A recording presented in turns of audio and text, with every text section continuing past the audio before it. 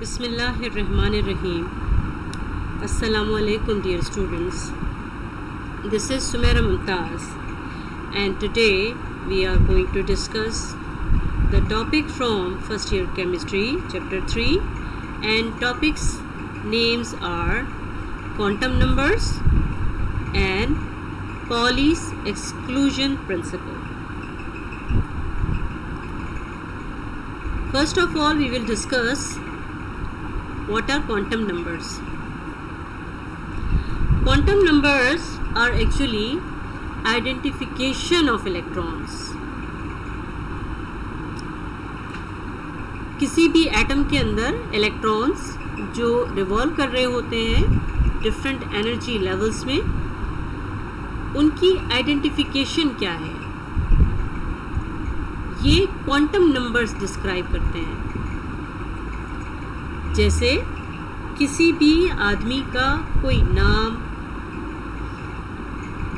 Father's name, उसकी physical appearance, उसकी qualification, उसका एड्रेस, उसका कंट्री नेम डिस्क्राइब करता है. उस आदमी को आइडेंटिफिकेशन होती है किसी भी आदमी की. इसी तरह से इलेक्ट्रॉन जो कि किसी भी एटम में न्यूक्लियस के अराउंड रिवॉल्व कर रहे होते हैं, उनकी भी आइडेंटिफिकेशन होती है और ये आइडेंटिफाई होते हैं इन क्वांटम नंबर्स के थ्रू. इलेक्ट्रॉन कौन से ऑर्बिट में रिवॉल्व कर रहा है, उसका एनर्जी लेवल क्या है, वो कौन से ऑर्बिटल में किस डायरेक्शन में रिवॉल्व कर रहा है, और अगर इलेक्ट्रॉन को मैग्नेटिक फील्ड में रखा जाए तो उसका बिहेवियर किस तरह से होगा, क्या होगा. ये सारी चीज़ें डिस्क्राइब होती हैं क्वांटम नंबर्स के थ्रू. और क्वांटम नंबर्स क्या होते हैं, कौन कौन से होते हैं? There are 4 types of quantum numbers. First is principal quantum number, and that is denoted by n. n से principal quantum number denote होता है. Second is azimuthal quantum number, and that is denoted by the letter L. Third is magnetic quantum number, and that is denoted by letter M. Spin quantum number is denoted by the letter S.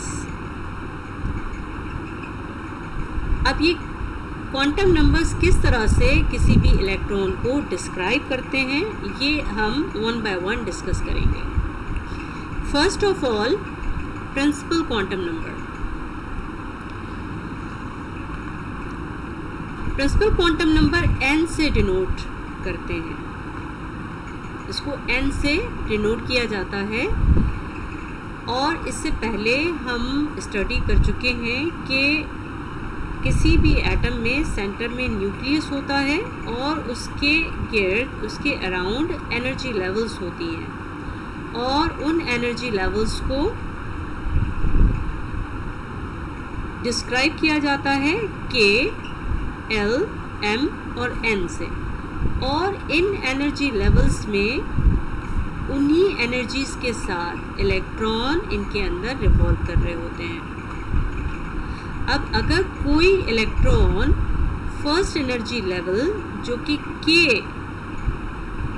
Shell कहलाता है, वहाँ पे resided करेगा और revolve करेगा, तो उसका principal quantum number 1 होगा. अगर कोई इलेक्ट्रॉन L शेल में या सेकेंड एनर्जी लेवल में या सेकेंड ऑर्बिट में रिजाइड करेगा या रिवॉल्व करेगा, तो उसका प्रिंसिपल क्वांटम नंबर 2 होगा. n इज इक्वल टू 2 उसको डिस्क्राइब करेंगे. अगर कोई इलेक्ट्रॉन थर्ड एनर्जी लेवल यानी M शेल में या थर्ड ऑर्बिट में रिजाइड और रिवॉल्व करेगा तो उस इलेक्ट्रॉन का प्रिंसिपल क्वांटम नंबर 3 होगा। और इसी तरह से अगर n शेल में, जो कि फोर्थ एनर्जी लेवल है या फोर्थ ऑर्बिट है, इस एनर्जी लेवल या इस ऑर्बिट के अंदर इलेक्ट्रॉन अगर रिवॉल्व कर रहा होगा तो उसका प्रिंसिपल क्वांटम नंबर 4 कहलाएगा और उसको हम डिनोट करते हैं n से।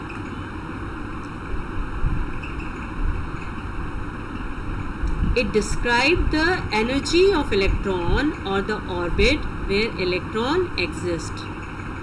As we have studied earlier, atom has certain energy levels where they reside and revolve. Those energy levels can be described by the energy levels of electron and denoted as n, and it can be the integers as 1, 2, 3, 4 and so on. First orbit n is equal to 1, second orbit n is equal to 2, third orbit n is equal to 3 and fourth orbit n is equal to 4. तो इस तरह से ये किसी भी electron की identification होगी कि ये कौन से एनर्जी लेवल में या कौन से शेल में या कौन से ऑर्बिट में रिजाइड कर रहा है या रिवॉल्व कर रहा है।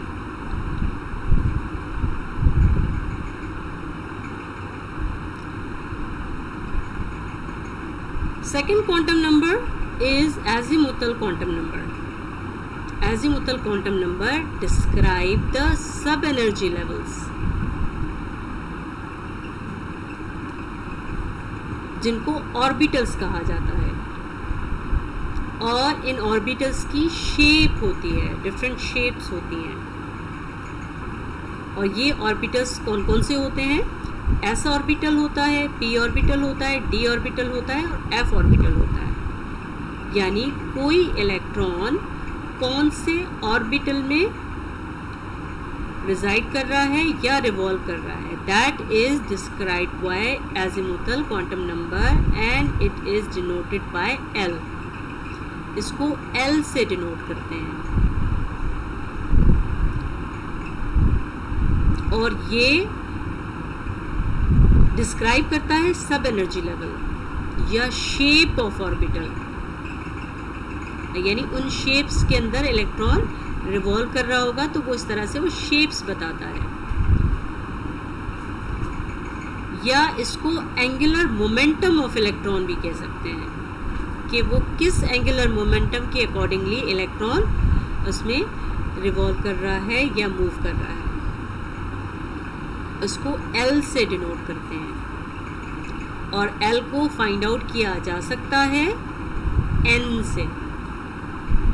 किस तरह कि L will be equal to N minus 1, यानी L की वैल्यू फाइंड आउट कर सकते हैं इफ N से 1 माइनस करेंगे।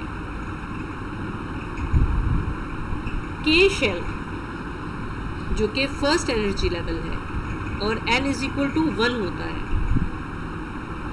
और n इज इक्वल टू 1 यानी l will be equal to 1 minus 1, तो l की ज़ीरो क्या होगी? 0। और अगर l की वैल्यू 0 है तो ऑर्बिटल जो होगा वो s ऑर्बिटल होगा और उसकी शेप स्फेरिकल होगी। L is equal to 0 means orbital is S और shape is spherical, round shape होगी। L shell second energy level, n is equal to 2, तो L की वैल्यू n minus 1, 2 minus 1, तो L की वैल्यू हो गई 1। और अगर L की वैल्यू 1 होगी तो L is equal to 1, then electron is in p orbital. Electron is in p orbital and its shape is dumbbell shape. Dumbbell shape इस तरह से होती है।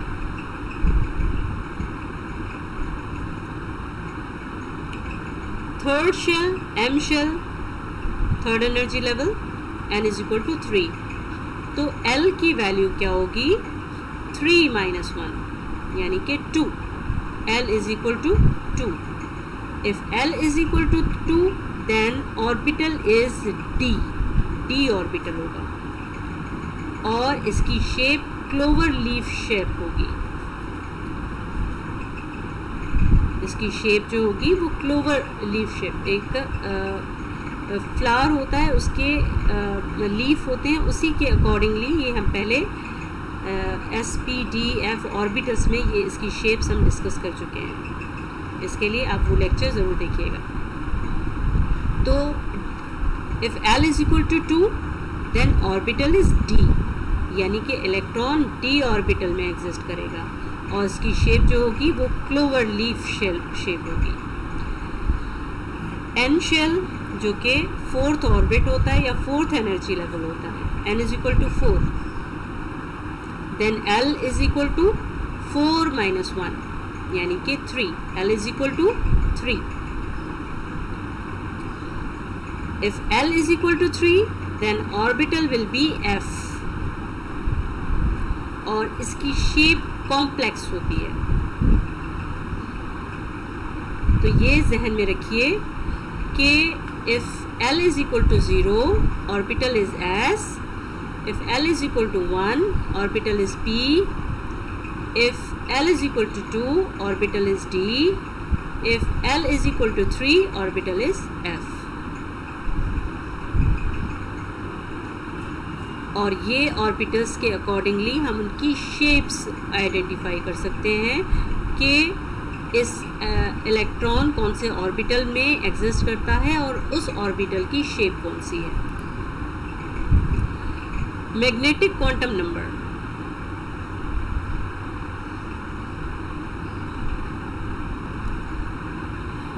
It is denoted by m and it describes the behavior of orbitals or orientations if those orbitals are kept in magnetic field. अगर orbitals को या atom को magnetic field में रखा जाए तो उनके ऑर्बिटल्स की ओरिएंटेशन क्या होगी, उसका बिहेवियर क्या होगा, कितनी ओरिएंटेशंस होंगी. A number of orientations of orbitals can be found out by formula 2l plus 1. कितनी ओरिएंटेशन होगी इसको 2l plus 1 से फाइंड आउट किया जा सकता है. यानी कि ये डिपेंड करती हैं value of azimuthal quantum number that is l.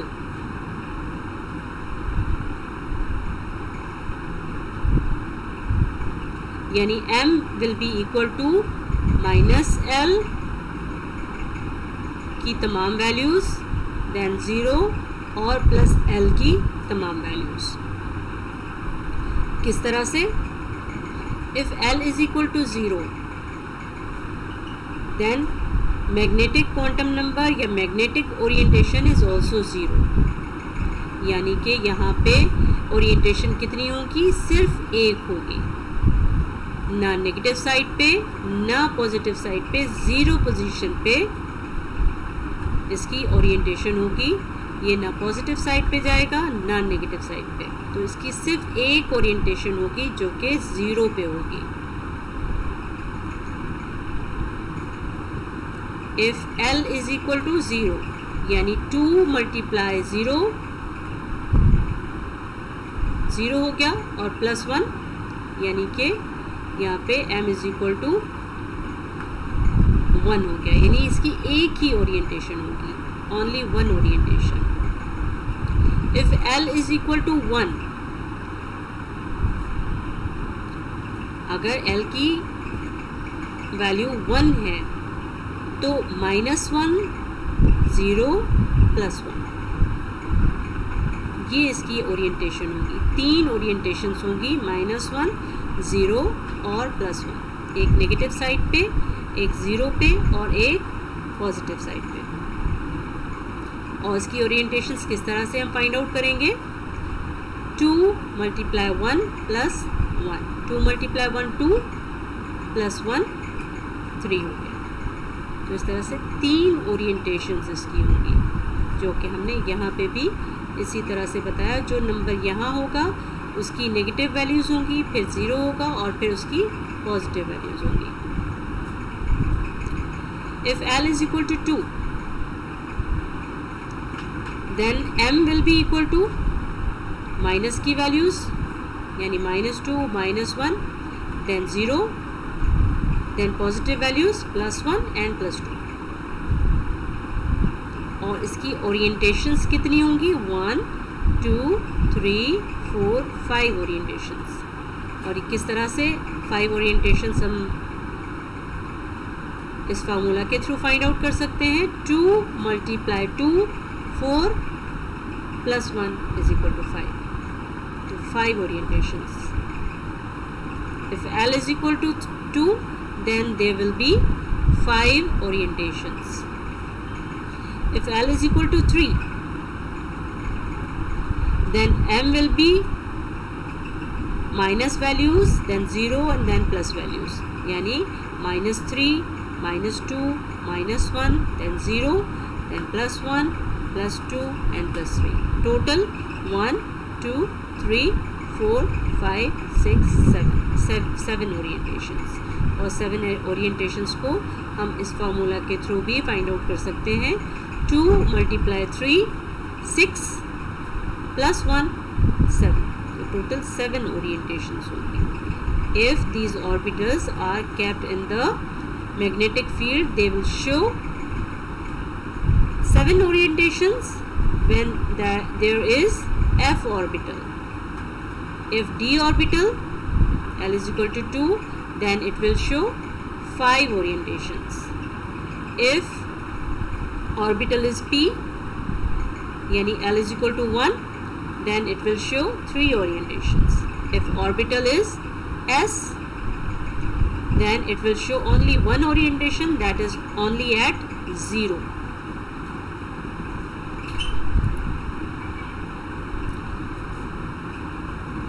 इसको हमने टेबल के थ्रू भी डिस्क्राइब किया है कि if value of L is equal to 0, then value of M is equal to 0, और इसकी एक ही ओरिएंटेशन होगी according to this formula. If value of L is equal to 1, then -1 0 +1, 2 × 1 2 + 1 3. If value of L is equal to 2, then -2 -1 0 +1 +2। और इसको formula में put in करेंगे। 2 × 2 +1, 4 + 1 = 5। If value of n is equal to 3, then value of m -3 -2 -1 0 +1 +2 and +3. And total orientations are 2 × 3 6 +1 = 7 orientations. तो इस तरह से magnetic quantum number में orientations find out can be find out of orbitals.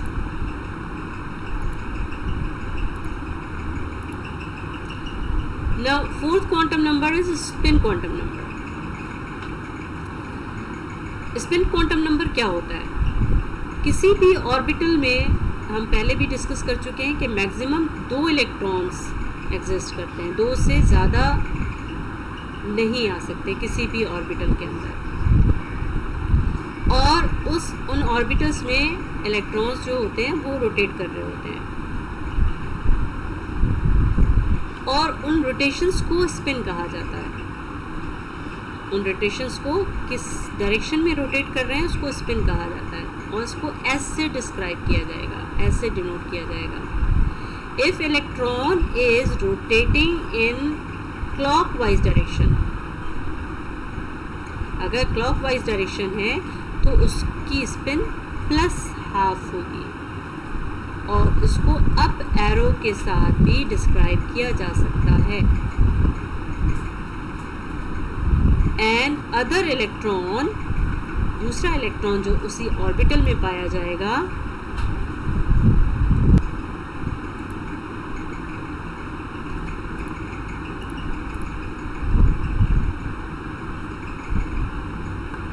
वो अगर anti clockwise direction में rotate कर रहा है तो उसकी वैल्यू होगी -12 और उसको डाउन एरो के साथ डिनोट किया जा सकता है। तो एक इलेक्ट्रॉन अगर एंटी क्लॉकवाइज रोटेट कर रहा है तो उसकी वैल्यू होगी +12 और अगर एक इलेक्ट्रॉन एंटी क्लॉकवाइज डायरेक्शन में मूव कर रहा है तो उसकी वैल्यू होगी -12 और इसको डाउन एरो के साथ डिस्क्राइब किया जा सकता है। तो इस तरह से ये 4 क्वांटम नंबर्स हमने डिस्क्राइब किए, जिसका ओवरव्यू हम देख लेते हैं कि quantum numbers are identifications of electrons, जिसमें principal quantum number energy level बताता है इलेक्ट्रॉन की कि वो कौन से एनर्जी लेवल में रिवॉल्व कर रहा है। एजिमुथल क्वांटम नंबर सब एनर्जी लेवल या ऑर्बिटल या शेप बताता है कि इलेक्ट्रॉन कौन से ऑर्बिटल में एग्जिस्ट कर रहा है और उसमें मूव कर रहा है, एंगुलर कौन से एंगुलर मोमेंटम के साथ उसमें मूव कर रहा है। और मैग्नेटिक क्वांटम नंबर बताता है कि अगर ऑर्बिटल को मैग्नेटिक फील्ड में रखा जाए तो वो कितनी ओरिएंटेशंस शो करेगा। अगर S है तो उसकी एक ही ओरिएंटेशन होगी, P होगी तो उसकी 3, और अगर D है तो 5, और अगर 7 है तो अगर 3 है तो 7 ओरिएंटेशंस शो करेगा। Spin quantum number describe the spin direction of electron, कि इलेक्ट्रॉन क्लॉकवाइज स्पिन कर रहा है या एंटी क्लॉकवाइज स्पिन कर रहा है। तो ये 4 क्वांटम नंबर्स डिस्क्राइब करते हैं इलेक्ट्रॉन्स को, और उसी इन क्वांटम नंबर्स की वजह से आइडेंटिफाई कर सकते हैं कि इलेक्ट्रॉन कहाँ पे किस ऑर्बिटल में कौन सी मैग्नेटिक ओरिएंटेशन के साथ और कौन सी स्पिन के साथ मूव कर रहा है। If you have any question regarding quantum numbers, you can ask in the comment box. And let's start the next topic, that is Pauli's exclusion principle. Pauli exclusion principle क्या बताता है कि no 2 electrons in an atom can have same set of 4 quantum numbers. No 2 electrons in an atom can have same set of 4 quantum numbers. यानी कि 2 electrons, किसी भी atom में 2 electrons के पास 4 क्वांटम नंबर्स का सेम सेट नहीं हो सकता। डिफरेंट होंगे, सेम सेट नहीं हो सकता। इसको हम मज़ीद आगे एक्सप्लेन करेंगे। जैसा कि हमें मालूम है कि किसी भी ऑर्बिटल में ज़्यादा से ज़्यादा 2 इलेक्ट्रॉन्स पाए जाते हैं। ज़्यादा से ज़्यादा किसी भी ऑर्बिटल में 2 इलेक्ट्रॉन्स, चाहे वो S का ऑर्बिटल हो, चाहे P का ऑर्बिटल हो, चाहे D का ऑर्बिटल हो या F का ऑर्बिटल हो, उसमें 2 इलेक्ट्रॉन्स ही पाए जाते हैं। तो अगर किसी कोई इलेक्ट्रॉन अगर सेम ऑर्बिट के अंदर एग्जिस्ट कर रहा है, सेम ऑर्बिटल के अंदर एग्जिस्ट कर रहा है, ऑर्बिटल में उसका स्पिन जो होगा उसकी डायरेक्शन सेम नहीं हो सकती, यानी वो एंटी क्लॉकवाइज नहीं, दोनों की डायरेक्शन हो सकती। दोनों की डायरेक्शन क्लॉकवाइज भी नहीं हो सकती, दोनों की डायरेक्शन एंटी क्लॉकवाइज भी नहीं हो सकती। एक इलेक्ट्रॉन क्लॉकवाइज होगा और एक इलेक्ट्रॉन एंटी क्लॉकवाइज रोटेट कर रहा होगा। तो अगर 3 क्वांटम नंबर्स सेम हैं तो स्पिन क्वांटम नंबर डिफरेंट होगा। तो इसलिए हम ये कह सकते हैं, according to Pauli's exclusion principle, no 2 electrons can have same set of 4 quantum numbers। 3 अगर सेम होंगे तो स्पिन क्वांटम नंबर डिफरेंट होगा, जिसकी वैल्यू स्पिन क्वांटम नंबर में एक की +½ होगी और दूसरे इलेक्ट्रॉन की -½ होगी। तो इस तरह से same set of 4 quantum numbers 2 electrons का नहीं हो सकता। इसको मज़ीद हम एक्सप्लेन करेंगे इस टेबल के थ्रू कि helium atom has 2 electrons, same orbit, same orbital, same magnetic field orientation, but the set of 4 quantum number is not same. किस तरह से? हीलियम फर्स्ट एनर्जी लेवल में इसके 2 इलेक्ट्रॉन्स पाए जाते हैं और फर्स्ट एनर्जी लेवल में s ऑर्बिटल ही पाया जाता है और एक ऑर्बिटल में 2 इलेक्ट्रॉन होते हैं, रह सकते हैं। तो हीलियम में एक ही ऑर्बिटल में 2 इलेक्ट्रॉन्स रह सकते हैं। तो इसके फर्स्ट इलेक्ट्रॉन को अगर हम एक्सप्लेन करें तो इसका प्रिंसिपल क्वांटम नंबर 1 होगा, यानी n की वैल्यू 1 होगी और l की वैल्यू डिपेंड करता है n पे, n-1 यानी 1 - 1। तो इसकी l की वैल्यू 0 होगी, यानी इसका सेकेंड क्वांटम नंबर 0 होगा। Third quantum number that is magnetic quantum number, इसकी ओरिएंटेशन, मैग्नेटिक फील्ड ओरिएंटेशन एक ही होगी जो कि 0 पे होगी, क्योंकि s ऑर्बिटल स्फेरिकल शेप में होता है तो उसकी ओरिएंटेशन एक ही होगी और वो 0 पे होगी। तो इसका मैग्नेटिक क्वांटम नंबर 1 होगा, एक ही ओरिएंटेशन होगी। और इसके एक इलेक्ट्रॉन की स्पिन देखी जाए तो +½ if it is rotating in clockwise direction, then it will have the value +½ with up arrow. ये एक इलेक्ट्रॉन की बात हो गई जो कि एक ही ऑर्बिट और एक ही ऑर्बिटल में पाए जाते हैं। दूसरे इलेक्ट्रॉन, इसका प्रिंसिपल क्वांटम नंबर 1 है, एजिमुथल क्वांटम नंबर 0 इसी इलेक्ट्रॉन की तरह, और मैग्नेटिक क्वांटम नंबर भी उसी इलेक्ट्रॉन की तरह 1 है, यानी इसकी ओरिएंटेशन एक ही है जो कि 0 पे है। लेकिन इसका स्पिन जो होगा वो एंटी क्लॉकवाइज डायरेक्शन में होगा और एंटी क्लॉकवाइज डायरेक्शन में इसकी वैल्यू -½ होगी।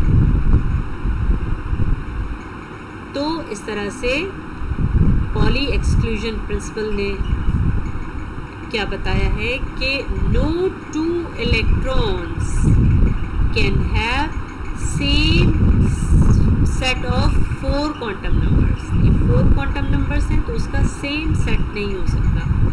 1 0 1 +½ 1 0 1 -½ तो यहाँ पे एक ही ऑर्बिटल में, एक ही ऑर्बिट में पाए जाने वाले इलेक्ट्रॉन के पास same set of 4 quantum numbers नहीं हो सकता। That is what described by Pauli's exclusion principle. Hope you have understood it very well. If still you have any questions, any queries, you can write it in comment box. Thanks for watching. Thank you. Allah Hafiz.